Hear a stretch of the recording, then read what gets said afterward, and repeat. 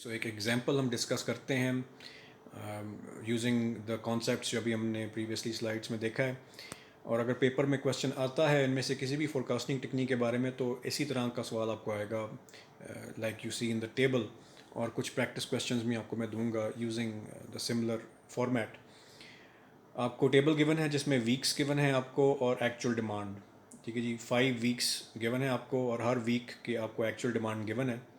Week 1 में actual demand है 50, week 2 में है 48 यूनिट्स, वीक 3 की एक्चुअल डिमांड जो थी वो 54 यूनिट्स, वीक 4 की 56 और वीक 5 की 58 यूनिट्स।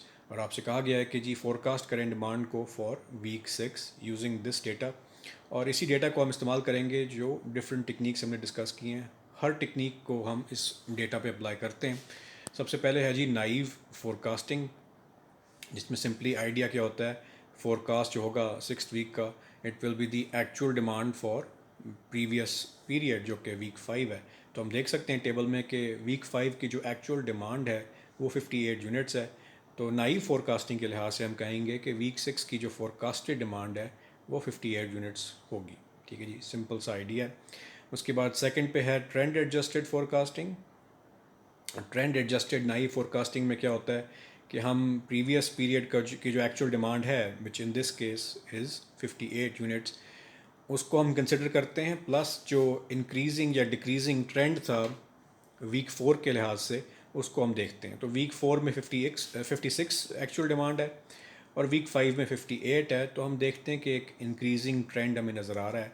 2 यूनिट्स एक्स्ट्रा सेल हुए हैं वीक 5 में, तो वो जो +2 का जो ट्रेंड है उसको हम ऐड करते हैं वीक 5 की एक्चुअल डिमांड में।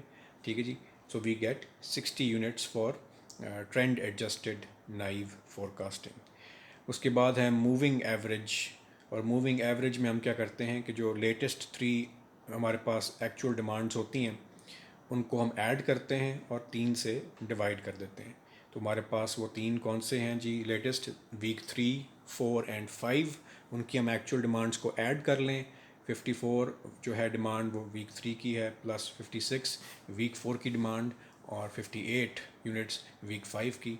Add them up divide by 3 is equal to 56 units forecasted demand for week 6 moving average के लिहाज से।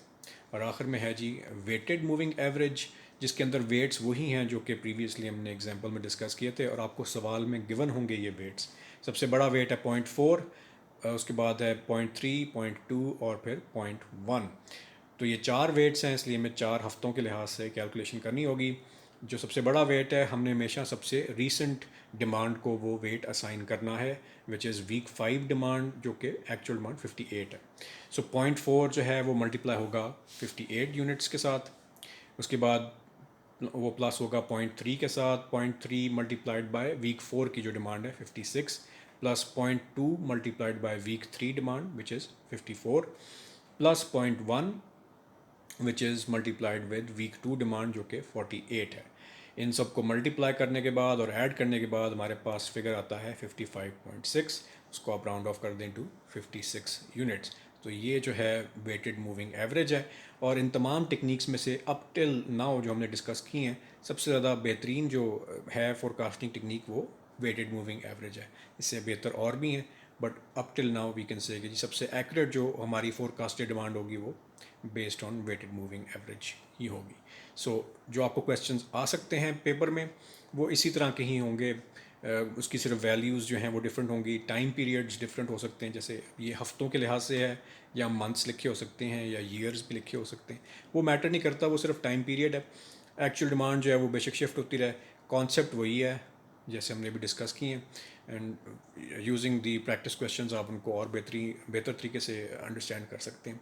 अगर कोई चीज़ क्लियर नहीं हुई इस लेक्चर में तो मेरे से ज़रूर क्वेश्चंस पूछें थ्रू व्हाट्सएप। इसको हम बाद में भी प्रैक्टिस कर सकते हैं towards the end of semester. So that is the idea of forecasting techniques. Thank you.